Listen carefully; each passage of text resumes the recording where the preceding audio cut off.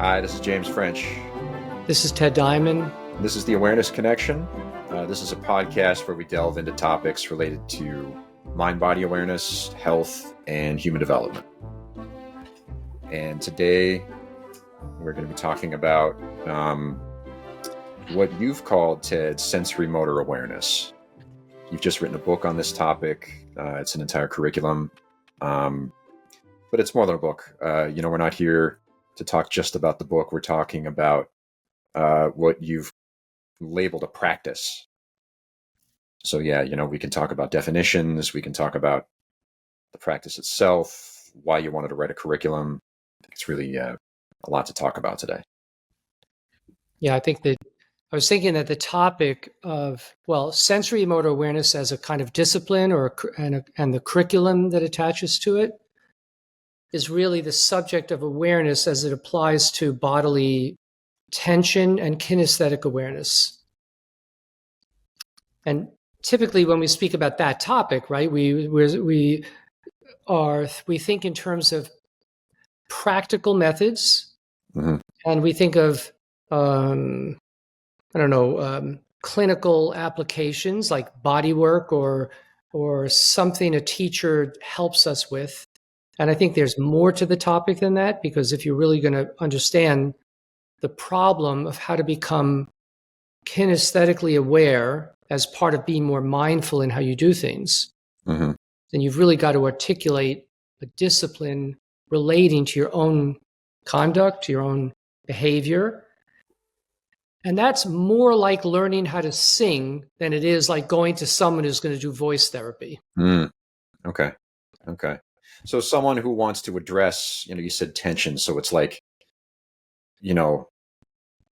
frustrating pain here and there, shoulder issues, maybe when they're related to like being a musician, or if they're, someone who's also looking to address perhaps technical problems related to being, for example, a musician or swinging a tennis racket, or simply being more mindful in how they conduct themselves in space. I think that we could probably say all these things. And so you're saying it's more than, like say you approach this work to address pain, it's more than simply getting help from a bodywork person. Really, in order to address pain, it's something more akin to learning a language, learning an instrument. It's actually like a whole education, whole subject. Yeah. Would that be okay? Yeah, I think so. Okay. Because when you have a, let's say, a shoulder problem, obviously you think it's a physical problem. You want relief, so you're going to go to someone who can help you with that kind of physical problem and give you relief. Yeah, physical therapist, like you name it.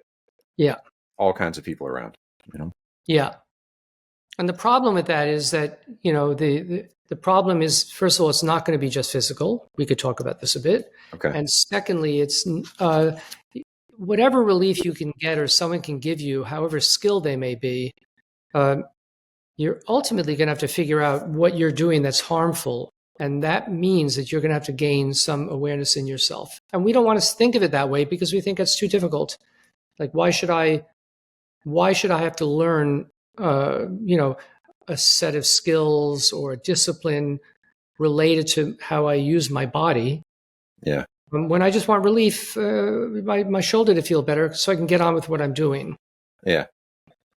Yeah. So there's the brick wall that people run into where they just kind of want someone to work on their shoulder, fix the shoulder, and move on. Yeah. But then I'd say, there's also the, let's say someone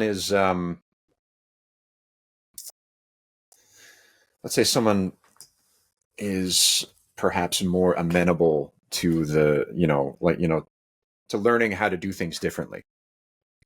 Say they have a rotator cuff thing, some sort of nagging rotator cuff problem that they know is related to, say, swinging something, or to writing all the time, or painting, or whatever. It seems like there's a distinction here also between teaching someone how to move correctly, or perhaps do that move more efficiently, and what you're talking about. Yeah. Yeah. Like, as you well know, James, I mean, someone can have it. If someone comes to me with a shoulder problem, and that's, assuming it's not a medical issue that like a torn rotator cuff that Right, needs, right. Not broken, not, yeah. yeah. Assuming it's not medically something that requires treatment, but a more of a use related problem. Let's say a musician has developed over time and they need help with how they're using the shoulder. Well, they don't have to be invested in the whole subject of how to use their body better. Maybe they come to me for a number of lessons and I help them in some way and they move on. But that is a little bit too, that alone doesn't address the whole question, because even if the person only comes for short-term help, what is the subject that I'm imparting to them? And how Right. much knowledge do I have to have? Okay. Am I just a practitioner that helps them as the receiver of the knowledge? I think there's more to it than that. Okay. If someone has a vocal problem and I help them with a short term to help with the voice problem, I don't say on account of that, well, there's no real subject that has to be learned here. There's a really profound subject with the voice. Mm. There's a lot to learn about the voice and how it works. Maybe as an expert, you only work short term with someone, but you need to know about the subject. You're not just the Yeah. person who's trained in a particular voice therapy and help them and then they go on their way. You have to know what the subject is, and that's what sensorimotor awareness is. All right. Okay. Identifying and articulating the subject. And some people like you and I study that in depth. Yeah. Yeah. And I'm committed to, and I train people who want to learn it in depth because I think it's an incredible emergent subject that needs to be understood better. Okay. Yeah, that's a really good distinction you made. It's less about, well, it's even more about what exactly is the expertise that I'm trying to gain, or like what's the expertise that you've cultivated? What's the subject that you have to learn about in order to help someone in the way that you can help them? Yeah. Just to Or enrich. yeah. Oh, Or what's the subject that you would teach if people came to you to learn in depth? right. And and again, as you know, over the years I've realized that when people come to learn the subject in depth, it's kind of like something like a martial art where Yeah. trained to become a teacher, you have to learn. You better have some idea of what you're doing, and Yeah. that it's a 10-year study to learn in depth. Mhm. Not everyone who comes to you wants to learn in depth, but there are people who come to you to study in depth, and you need to know quite a lot to train the people who want to know in depth. I mean, there's gradations of skill and expertise and knowledge, and sensorimotor awareness kind of embodies that because there are a lot of people who are really passionate about learning about this and want to know more than just they don't just want to get the relief for a problem. Mhm. They want to maybe be professionals, but they also don't want to just learn a method. They want to know in themselves something about the subject. All right. Yeah. Yeah. And as an ongoing study and discipline, Mhm. And so what do you have to know? I mean, this is I know when I've for viewers to know, we've said this before, but I've been training with you, Ted, since 2013. That's when I came to study with you, and I feel like I'm definitely still learning, and I'm still learning what this subject is, what it requires of me. But during my training with you, you covered so many topics. I mean, it was like a barrage of topics. We went into, the greatest hits: human anatomy, of course, including muscular anatomy, skeletal anatomy, vocal anatomy, and then we went into neuroscience. We were learning about the cranial nerves. We were learning about how muscles function, down at like the microscopic level. But then we were also learning about we were learning about bodily systems. We were learning about attention. We were learning about, yeah, Yeah. A I could just series. go on and on, Yeah, yeah. you know? Series of subjects. Yeah. Yeah, like a long series. It was something like 2 years straight of material, like new material, Yeah. you know? And in addition to learning procedures and then learning, like, for example, hands-on procedures, if you wanted to be a teacher and use your hands with students, that's a whole nother curriculum. So it seems like this is an incredibly rich subject.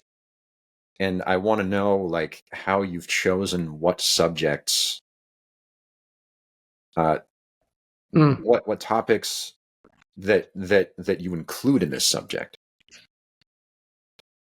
Yeah. Right. Right. Well, what you're describing is kind of like a master's degree, maybe 2 years of study with a certain amount of coursework and a lot of practical work. And like any field, it demands that you can't expect to learn a martial art. And then a year of extra training to learn teaching skills. So 3 years, and that's roughly the equivalent of like a black belt in a martial art, where you have maybe an intensive 3 years of learning to get a black belt, and then you've got a basic foundation for further study. Yeah. I would say, but yeah, and that I would describe as that's the curriculum. Sensorimotor awareness is a curriculum in the book, is a, a practical study with some theory that could be done over a year and repeated over a second year, supplemented with other topics like anatomy, etc. Mm-hmm. That's a 2 year study and another year for the teaching part of it. Mm-hmm. Um, yeah. So the practical topics alone, like the practical study alone, is a year-long curriculum. And then repeated, like Yeah, and repetition. Yeah. mm-hmm. Yeah, I would Yeah, say. and that black belt distinction, that's something that I learned from Dave Lowry, and I know that you've mentioned it too, where the black belt, like a lot of people think that a black belt means that you're an expert, but really a black belt it means that you've learned all the basics and you're familiar with all the basics, and Yeah. now it's up to you to sort of take it and going from, say, a first degree black belt to a second degree black belt is an equivalent journey. Yeah. It's just as long, it's just as difficult, where you're basically rehashing everything that you've been given at the foundational level. Yeah.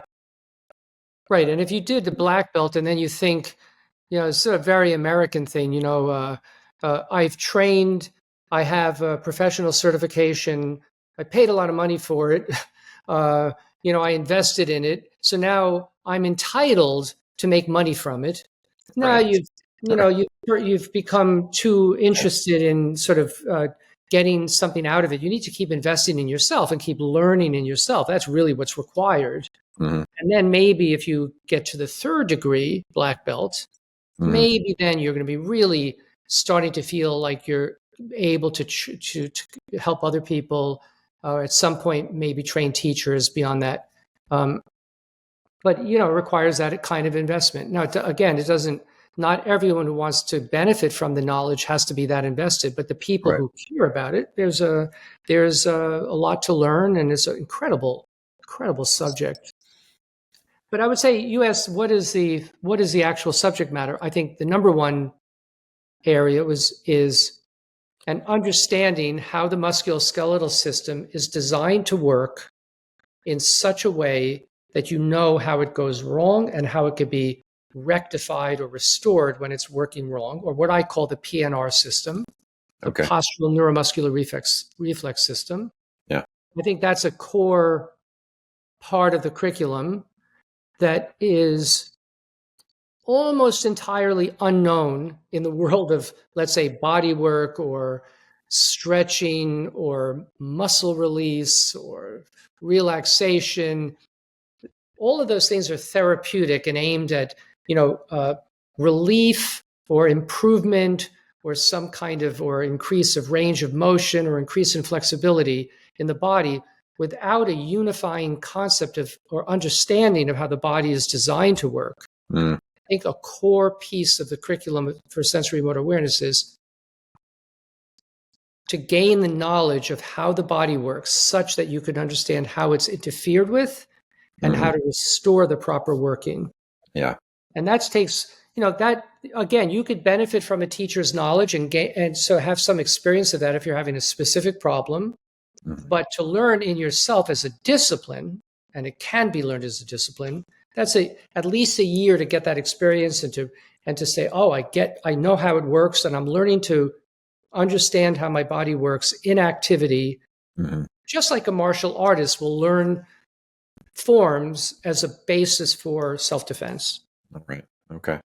Yeah, that's a topic that we can't go into today, but we have spoken about that topic specifically in other podcasts, and you've written about it specifically. Like, I would say that's Neurodynamics is probably the book that went into that topic specifically. Is that correct?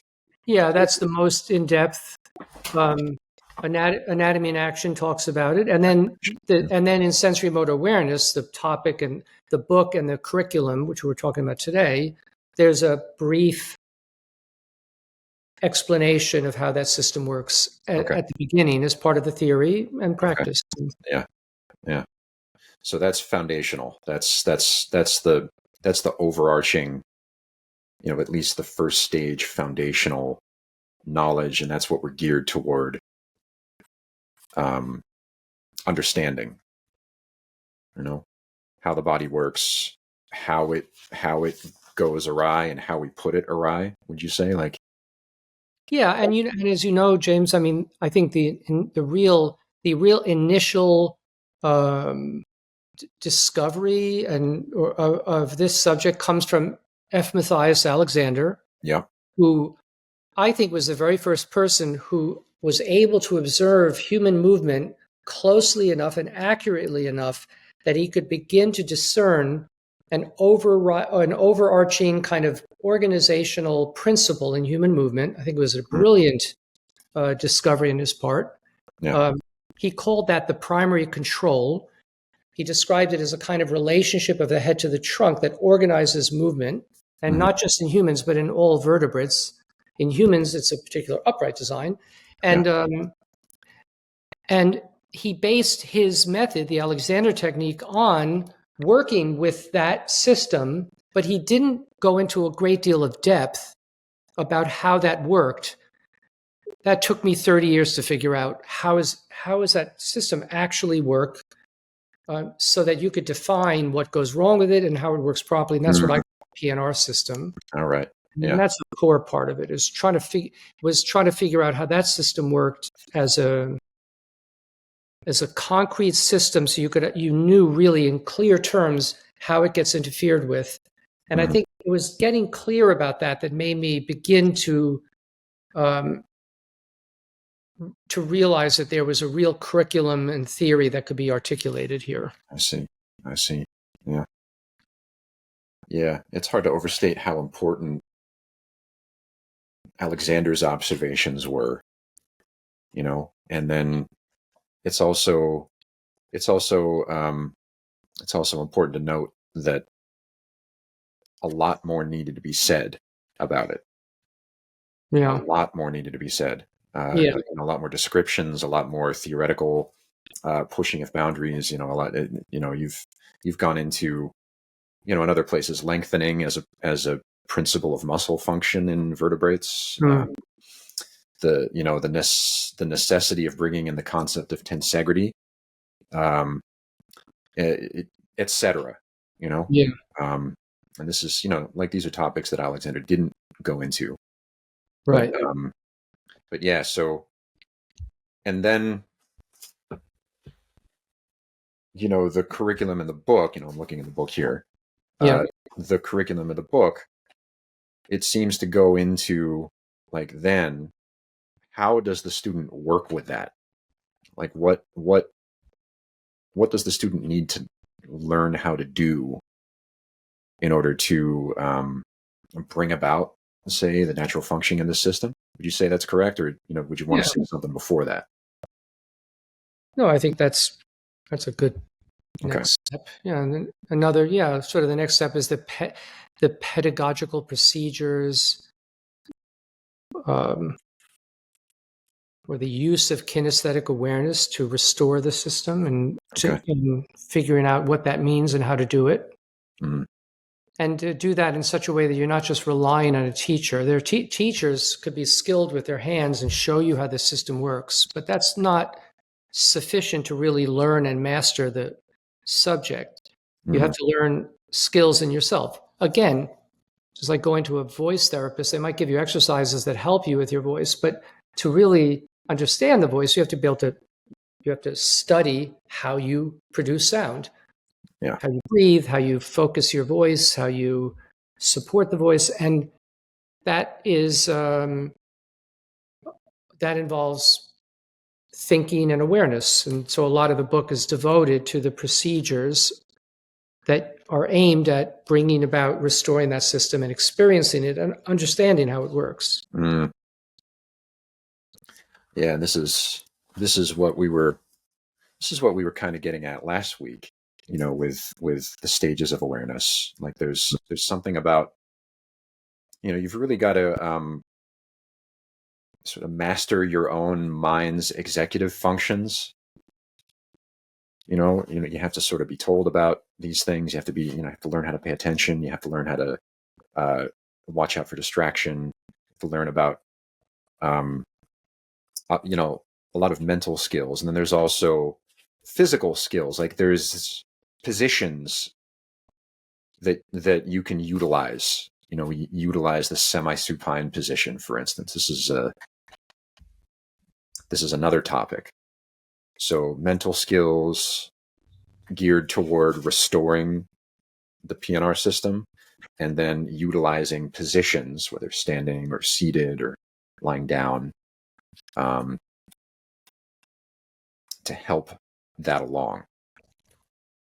Yeah, and not yeah, and I would even you could even I like those two ideas to me are really key because even without speaking about awareness, and you don't have to even invoke that, if learning to use your awareness when you have placed yourself in positions that allow muscles to let go, those two are key elements in the pedagogy in the learning process.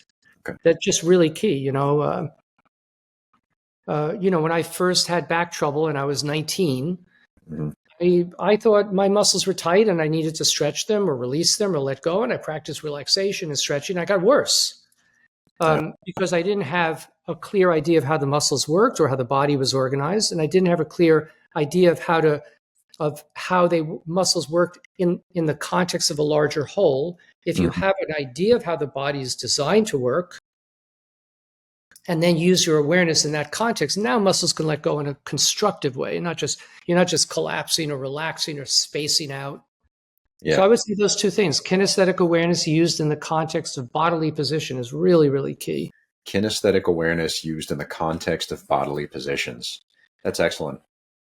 It's a nice way of saying it. Someone asked, we've got a class that we're giving right now, and I do the weekly review, and someone expressed a little bit of confusion when it came to like kinesthetic awareness, consciousness, awareness. There's all these words that get used, attention, and you just said kinesthetic awareness in the context of positions of mechanical advantage. Supported. Yeah, and that's Supported we haven't said mechanical. Yeah, supported positions. Yeah, so if someone has back trouble, but and they learn, let's say in a dance class, that they should lie flat on the ground, it's pretty hard for the back muscles to let go if you're lying flat out. Mm, If you lie down and place books under your head with your knees up so that you're now in a more supported position where the spine will not, your legs won't be, if your legs are extended, they're going to pull on your lower back. If your knees are up, now your lower back is not going to be, arching. If your head is supported on books, you're not going to throw your head back as most people would if you're lying flat out. mm, Now your spine is supported in this position. And mm, now, just lying in that position, And taking time to be quiet and to pay attention will help the back to start to lengthen. So kinesthetic awareness in the context of a supported position helps muscles to let go. And when muscles let go into length, that's how they're designed to work. You don't want muscles to let go in such a way that you collapse. That's not how the body's designed. Okay. So that's a really key part of it. And then knowing how to do that in various ways that you could apply to activity, like sitting. I mean, those are two of the most important things I've ever learned. I mean, to know how to sit in such a way that my spine and my back muscles could lengthen. Yeah. It's a game changer. Yeah. Being able to use a seated position, being able to use a decent chair in order to bring about these changes. Yeah. In order to bring about this like restoration. Yeah. Yeah. And you could do awareness exercises or stretching or have people do body work. You could do that for 28 years and still have no idea how to sit in a balanced way. Yeah. And yet, if you look at a typical 2-year-old, they're able to sit completely effortlessly for an hour using their arms in front of them. No adult can do that. I mean, just not unheard of. Could do that, sit for an hour comfortably using their whole back naturally and effortlessly, because that's how the system is meant to work with the spine. And that can be restored in an adult. Yeah. But it has to be done at a more deliberate, conscious level. Yeah. Because we've cocked it up. And so, we have to restore that functioning. And the curriculum here is based, the curriculum here is, okay, you want me to restore this. I want to restore this. How exactly do I do that? What do I have to do? And it turns out that it isn't just doing something. It's what do you have to know? You have to have a particular goal. You have to have an idea of how the system works. You have to know that there are certain supported positions that are helpful, seated positions, semi-supine, etc. It's not literally all positions. Then you have to know about kinesthetic awareness, like you said, the different mental skills that are involved, including non-doing, you call it, just sort of like, right. So there's different mental skills involved. Yeah, but you're making a list, but we could simplify it and say, because you don't have to learn all that at once. You make if you just think, in order to restore the system, if something's wrong, you have to know. The first thing is you have to know how the bodies work, how the body's designed to work. That will lead to a lot of the other elements. It will lead you to say, well, I need to be in a position that's supported. I need to stop doing my normal activities. That's non-doing. And just be quiet, take time in that supported position, give muscles a chance to let go. And a lot of the other elements are incorporated into that simple, that simple process. Okay. And then, of course, you gain more understanding as you go. Yeah. And then in a moment, we could talk a little bit about the activity side and why this relates to becoming more mindful in activity or more conscious in activity, which is what makes this whole subject part of the larger subject of heightening awareness and becoming more conscious and mindful in general. We could talk about that in a moment. Because up till now, we're really speaking about something bodily. I mean, we're paying attention. That's not just physical. And we're being quiet. That's not just physical. We're maybe heightening our awareness. That's not, but still we're doing it all to restore the body. So it's mostly seems to be about the body, but there's much more to it than that. Yeah. But I'm just seeing if there's anything else we wanted to cover before we get to that. Yeah. Is there? No, maybe not. Maybe it's time to. Could be time. It's like like you said, it's such a foundational thing. How the body is designed to work. Kinesthetic awareness in the context of supported positions, physically supported positions. Yeah. And you're right. It's easy to think that that's about the body. It could be like a meditative technique, kind of. It's but it's still kind of based on restoring the body. Right. So it's like maybe sophisticated body work, or Yeah. mentally sophisticated body work, or Right. personal body work, or something. So what's the next thing? What's Yeah. the So you're sitting. You've learned how to restore the. You're quiet. You know what it means to have a supported position, so muscles can let go in the context of how the body is really actually designed. And you say, "Oh, this is working better. I could tell that my muscles are lengthening. I could tell that my body is the parts are working better together or coordinated Mhm, properly." And then you say, well, okay, so now I can go back to what I'm doing, sitting at a computer and typing away or singing or whatever I'm doing. mhm, And then you notice that the system deteriorates quite quickly back to where you were in the harmful state. So now you say, well, I see that I could restore my body to a better condition when I'm quiet. mhm. But the real problem is that when I go back to activity, I interfere again. So it's really the problem, in a sense, was never with my body. The body was the victim of whatever I was doing harmful. Yeah, Right? And the real problem yeah. is harmful activity. So now you say, well, I see. So now I've got to identify what goes wrong again when I go back into activity. And now you're talking about identifying something that's far from physical, it's really psychophysical, and learning how to gain mindful awareness in action.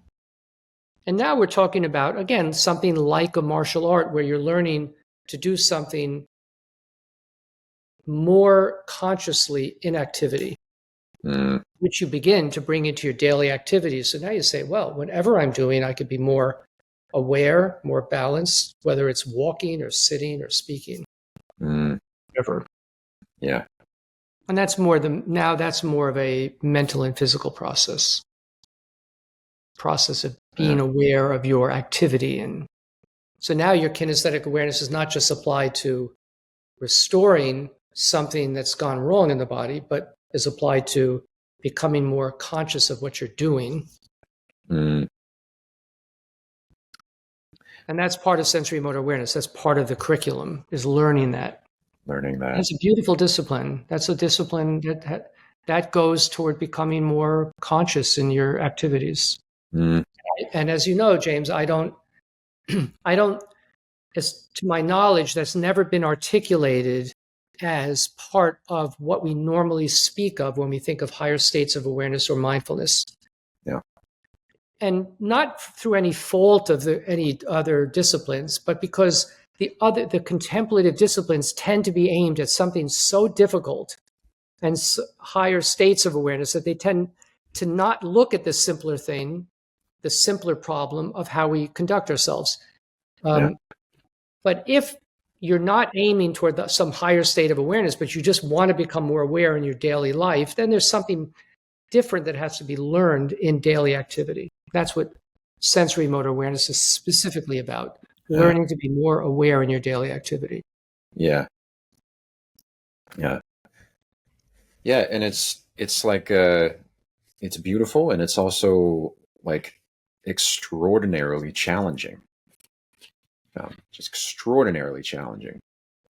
I mean, it's difficult enough to learn how to say get the system restored, like we were talking about in the first half.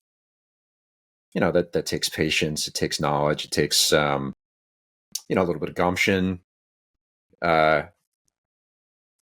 maybe even a little bit more patience than you think originally. And then okay, but to study what you're doing, um, to get yourself there in the first place, and like you said, the body's the victim of our habits. To study what you're doing in activity, that's like it's a whole nother level of patience and like mental fortitude, it seems like. At least for me it is. Well, of course it is. It's just me. Well, but you're putting it as a challenge, but it's also just part of it, the reality that you're learning a series of black belts, and you're just describing, the sixth or seventh or eighth degree rather than the third degree, Right. Right. right?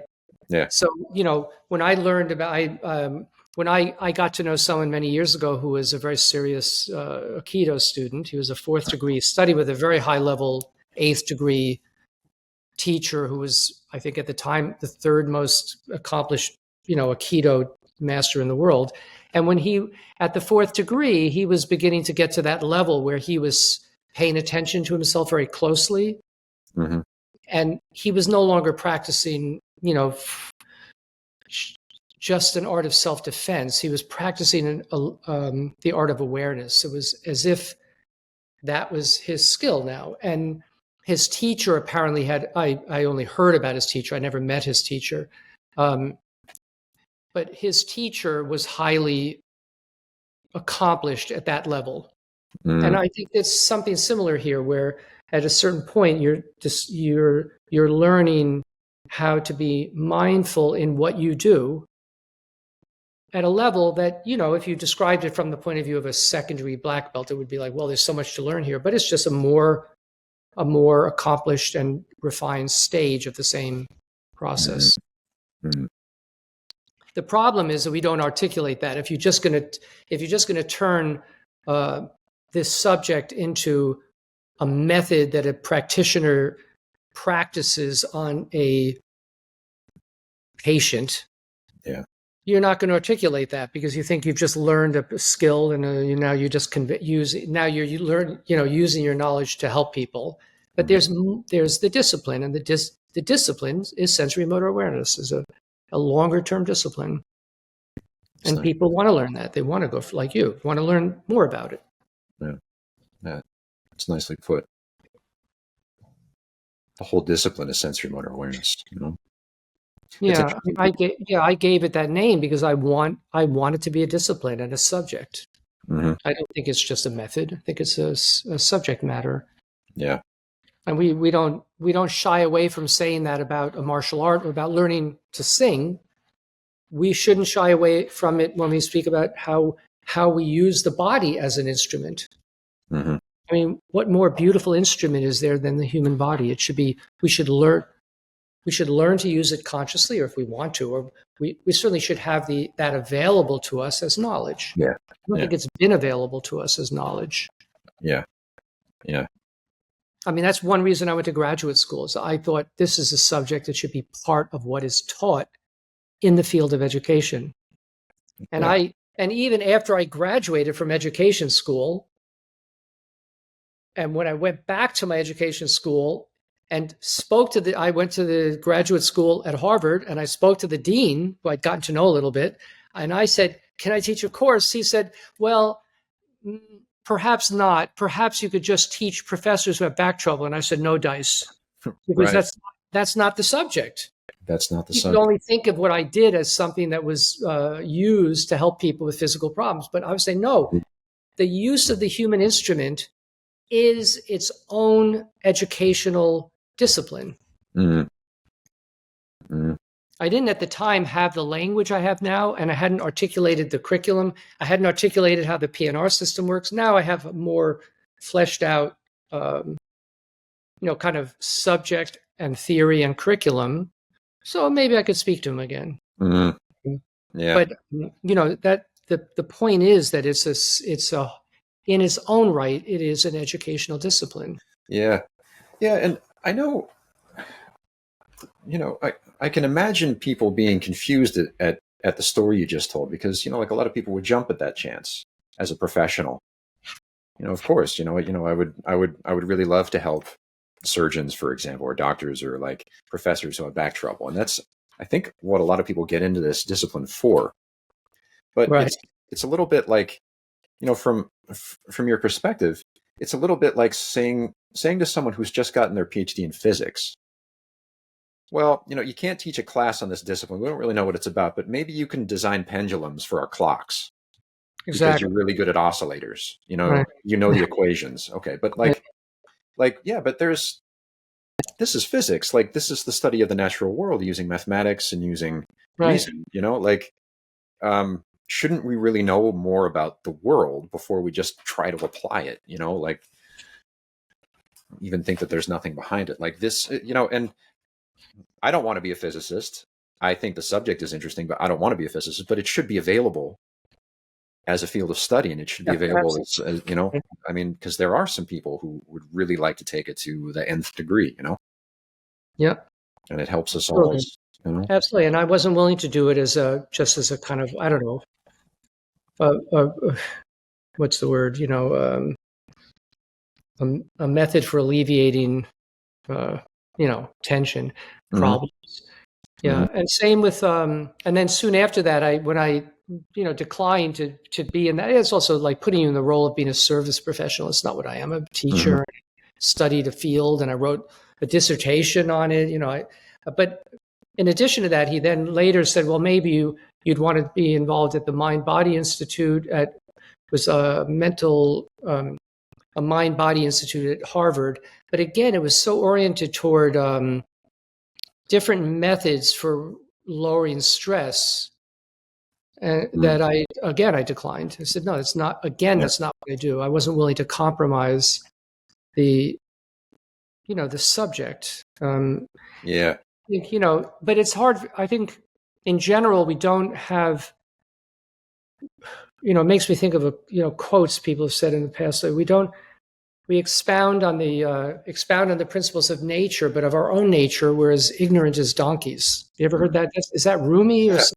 Yeah. Yeah. It's something that I've heard Yeah. from you, I think. Yeah. We haven't recognized the human being, him or herself, as being a subject worthy of study in the way that we recognize the physical world as a subject worthy of study. Mm-hmm. Mm-hmm. And that's not entirely true because we do have, you know, um, certain areas that delve into I would describe as a kind of self-study, like psychotherapy, let's say, or Mm-hmm. psychology on the whole. Mm-hmm.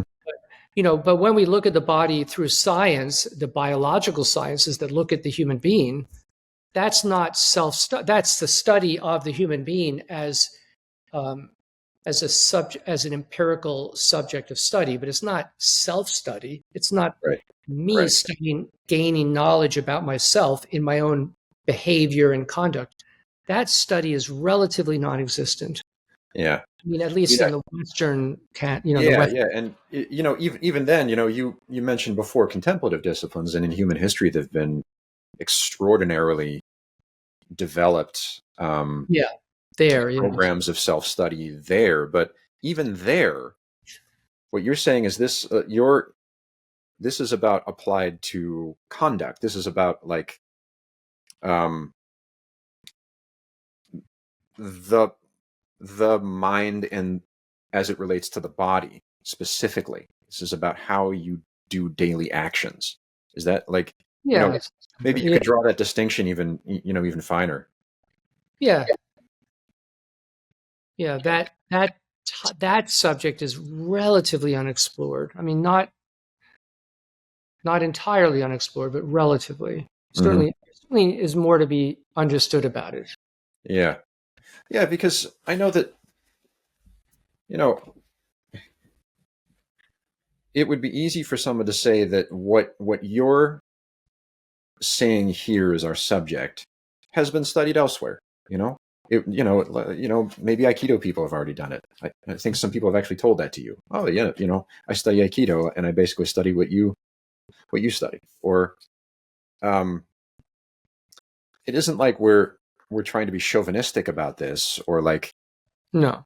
it isn't like we're saying that we're unique here. Like there is actually kind of an undiscovered country here, to use F.M. Alexander's phrase that he got from Shakespeare. There is kind of an undiscovered country here. Yeah.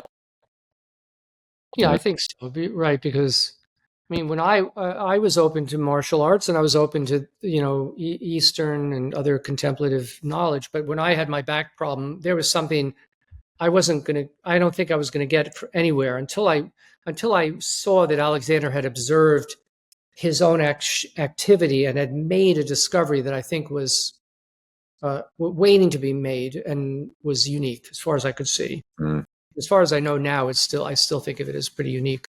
yeah, Yeah, and it's pretty new, mm, pretty new yeah, discovery. yeah, because it seems to be in the context of certain, or it seems to be in the context of certain type, like a certain type of culture or a certain type of society. of like super demanding complexity, you know? Maybe that's it. Yeah, maybe that's where it comes from. Mhm. And also he was an actor, and I think he had a specific, because as a vocalist, I think Alexander had a real concrete interest in a very specific problem, which was his throat and hoarseness. And I think because of that, and because of his own temperament, he was able to make a study that was unique. Mm. You know, the study of what he did when he vocalized. I think that was a very unusual perspective and an unusual level of persistence in being able to make the discovery. And Sure. Yeah. yeah, Yeah. Yeah. Well, this so is, yeah, yeah, really interesting topic. Really interesting. You know, the subject of sensorimotor awareness, the fact that whatever this subject is called in the future as it matures, you've really put your foot in, you know, you've really stood in this. This is a subject on its own. We need to give it some kind of a name because it's not a technique. It's not some person's property. Um, it really deserves to be, you know, it really deserves to take its place among human knowledge. yeah, You know, it deserves to take its place among the things that we teach children, you know, among mathematics, among, you know, science, among music. Like, this is one of the things that should be available for children. And it's not about, you know, making a hands-on teacher available for children. This is actually one of the fields of study, you know? yeah, right. That, and it applies to child development. And I'm not sure if I've mentioned it on the podcast, but when I taught for 6 years at Teachers College at Columbia. And while I was there, I found one of my students who we know very well, Tara Fenimore, Mm-hmm. who wanted to she had gotten a master's already, a master's degree, and she was a very good candidate for doctoral study, had an interest in children, and she now has one of her advisors. She got a doctorate focused in applying this subject matter to young children, because that's where it needs to be applied, and it's an important area of application. We are going to have, at one point, we will have Dr. Fenimore on this show to discuss her work and ideas with children. So that's important. Yeah. And yeah, we're looking forward to that. She's busy, but we'll get her here one of these days. Yeah, and one more thing to say, just that if listeners are interested in learning more about the curriculum and the theory and practice of sensorimotor awareness, is in the book. The book contains, James has a copy. I think he's reaching. Oh, there it is. It's in the book. There's the theory and practice. The theory is sort of outlined in the beginning, and some of the topics that are involved in this subject. And then it goes through different areas of study that are part of sensorimotor awareness. So you can learn more from the book. Yeah, and for people who are listening who didn't see the video, it's you know, the book is called Sensorimotor Awareness, a Kinesthetic Guide to the Body in Action. It's available on Amazon. It's available from your local bookstore. Yeah. And I just want to remind people as we're wrapping up here, if you like this podcast, if it helps, don't forget to like and subscribe on your favorite podcast platform. Leave a rating. Yeah, leave a rating. It definitely helps. It's one of those things that, you know, we find that it really does help. So, but yeah, so next podcast, do you remember what we want to talk about next time? Stress was a possible next topic. Yeah. Breathing was also following. So we could talk about one of those subjects. The subject of sensorimotor awareness directly relates to breathing, because when you're speaking about the body and how it works in action, you're speaking about breathing, because breathing is dependent. Well, it isn't just a separate, vegetative function in the body. It's dependent on the moving system. Mm-hmm.